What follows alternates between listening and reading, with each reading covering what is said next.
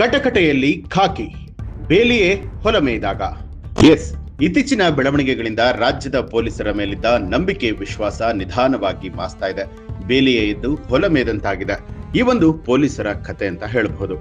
ರಸ್ತೆಯಲ್ಲಿ ಒಂಟಿಯಾಗಿ ಹೋಗುವಾಗ ಚಿನ್ನವನ್ನ ಧರಿಸಿ ರಸ್ತೆಯಲ್ಲಿ ನಡೆದು ತೆರಳುವಂತಹ ಸಂದರ್ಭದಲ್ಲಿ ವ್ಯಾಪಾರಕ್ಕಾಗಿ ಉದ್ಯಮಿಗಳು ಚಿನ್ನವನ್ನ ಕೊಂಡೊಯ್ಯುವಾಗ ಆ ಮಾರ್ಗದಲ್ಲಿ ಕರ್ತವ್ಯದಲ್ಲಿದ್ದ ಪೊಲೀಸರು ರಕ್ಷಕರಂತೆ ಕಾಣಿಸ್ತಾರೆ.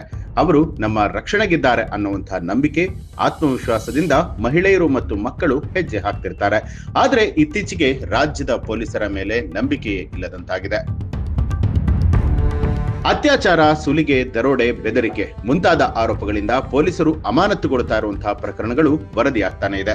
ಅನ್ಯಾಯಕ್ಕೆ ಒಳಗಾದವರು ರಕ್ಷಣೆಗಾಗಿ ಪೊಲೀಸರ ಬಳಿಗೆ ಬರ್ತಿದ್ದಾರೆ. ಅಂತಹ ಪೊಲೀಸರೇ ಈಗ ಆರೋಪಿಗಳ ಸ್ಥಾನದಲ್ಲಿ ನಿಲ್ತಾ ಇರುವಂತಹ ಪ್ರವೃತ್ತಿ ಕಂಡು ಬರ್ತಾ ಇದೆ. ಕಳ್ಳರ ಸ್ಥಾನದಲ್ಲಿ ಆರೋಪಿಗಳು ನಿಲ್ತಿದ್ದಾರೆ. ಈ ಬಗ್ಗೆ ಸ್ವತಃ ಗೃಹ ಸಚಿವರಾದ ಡಾಕ್ಟರ್ ಜಿ ಪರಮೇಶ್ವರ್ ಅವರೇ ಒಪ್ಕೊಳ್ತಾರೆ. 3 ವರ್ಷ 666 ಕ್ರಿಮಿನಲ್ ಪೊಲೀಸರ ಅಮಾನತು. ಅನ್ಯಾಯಕ್ಕೆ ಒಳಗಾದವರಿಗೆ ನ್ಯಾಯವನ್ನ ದೊರಕಿಸಿಕೊಡಬೇಕಾದ ಪೊಲೀಸರೇ ಅಪರಾಧ ಪ್ರಕರಣದಲ್ಲಿ ಭಾಗಿಯಾಗ್ತಾ ಇರುವಂತದ್ದು ಹೆಚ್ಚಾಗ್ತಿದೆ.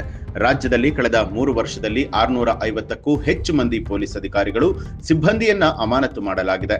ಅಲ್ಲದೆ 80ಕ್ಕೂ ಹೆಚ್ಚು ಮಂದಿ ಪೊಲೀಸರ ವಿರುದ್ಧ ಕ್ರಿಮಿನಲ್ ಪ್ರಕರಣ ದಾಖಲಾಗಿದೆ. 2023ರಲ್ಲಿ 188, 2024ರಲ್ಲಿ 242 ಮತ್ತು 2025ರಲ್ಲಿ 236 ಪೊಲೀಸ್ ಅಧಿಕಾರಿಗಳು ಮತ್ತು ಸಿಬ್ಬಂದಿಗಳನ್ನ ಅಮಾನತುಗೊಳಿಸಲಾಗಿರುವುದು ಪೊಲೀಸರ ಅಂಕಿ ಅಂಶಗಳಿಂದ ಬೆಳಕಿಗೆ ಬಂದಿದೆ. ಡಿಎಸ್ಪಿಯಿಂದ ಹಿಡಿದು ಎಸಿಪಿ ವರೆಗೂ ಒಟ್ಟು 166 ಪೊಲೀಸ್ ಅಧಿಕಾರಿಗಳು ಸಿಬ್ಬಂದಿಗಳು ಅಮಾನತಾಗಿದ್ದಾರೆ. ಅದೇ ರೀತಿಯಾಗಿ 2024ರಲ್ಲಿ 44 ಮತ್ತು 2025ರಲ್ಲಿ 42 ಒಟ್ಟಾರೆಯಾಗಿ 86 ಪೊಲೀಸ್ ಅಧಿಕಾರಿಗಳು ಮತ್ತು ಸಿಬ್ಬಂದಿಗಳ ವಿರುದ್ಧ ಕ್ರಿಮಿನಲ್ ಪ್ರಕರಣ ದಾಖಲಾಗಿದೆ. 1.7 ಕೋಟಿ ದರೋಡೆ ಕೇಸ್ನಲ್ಲಿ ಪಿಸಿ ಸಸ್ಪೆಂಡ್. ಇನ್ನು ಕೆಲ ಪ್ರಮುಖ ಪ್ರಕರಣಗಳ ವಿವರವನ್ನ ನೋಡೋದಾದ್ರೆ, ಮೊದಲನೆಯದು 1.7 ಕೋಟಿ ದರೋಡೆ ಕೇಸ್ನಲ್ಲಿ ಪಿಸಿ ಅಮಾನತಾದಂತಹ ವಿಚಾರ.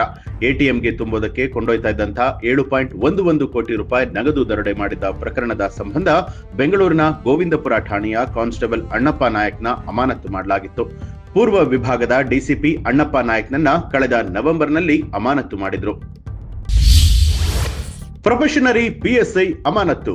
ಹಾವೇರಿ ಜಿಲ್ಲೆಯ ಹಂಸಭಾವಿ ಪೊಲೀಸ್ ಠಾಣೆ ಪ್ರೊಫೆಷನರಿ ಪಿಎಸ್ಐ ಆಗಿದ್ದಂತಹ ಮಾಳಪ್ಪ ಚಿಪ್ಪಲಕಟ್ಟಿ ದಾವಣಗೆರೆಯಲ್ಲಿ ಚಿನ್ನಾಭರಣ ತಯಾರಿಕರೊಬ್ಬರ ಮೇಲೆ ನಡೆದ ದರೋಡೆ ಪ್ರಕರಣದಲ್ಲಿ ಭಾಗಿಯಾಗಿರ್ತಾರೆ.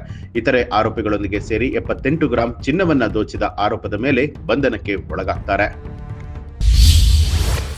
ಆರೋಪಿಗಳ ಜೊತೆ ಪಾರ್ಟಿ, 11 ಮಂದಿ ತಲೆದಂಡ.